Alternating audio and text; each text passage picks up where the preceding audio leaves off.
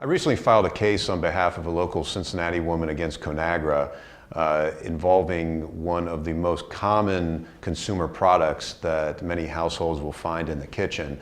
It's the PAM cooking oil spray.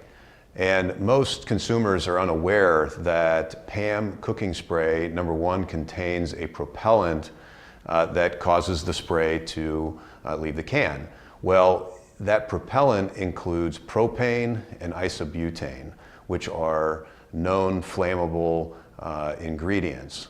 And what makes the can particularly dangerous in this case is the can design. And I brought with me today a couple cans that I'm going to demonstrate what the alleged defect is in this case.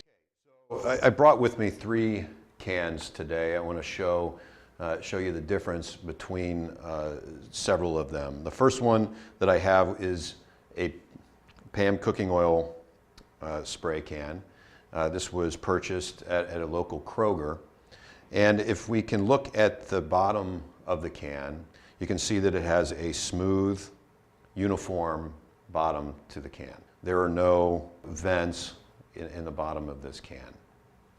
If you compare that to the larger PAM can, you can see that there are 4 vents in the bottom of the can.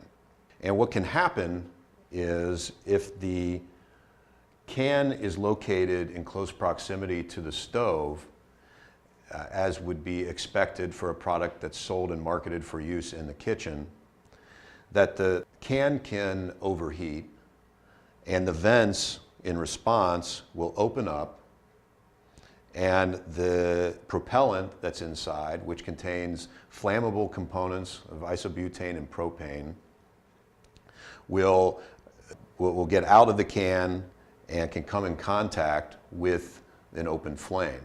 In our particular case, in the Southern District of Ohio, the propellant came in contact with the open flame on the gas stove, caused an explosive type of fire, and my client, Carrie Jones, unfortunately suffered terrible catastrophic burns and scarring as a result. Now, the difference in design between the first can that we looked at and the second can are very minimal.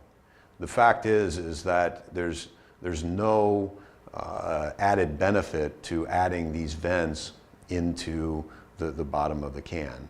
And yet it creates this hazardous situation where, as a can overheat, that the propellant can get, come in contact with the open flame.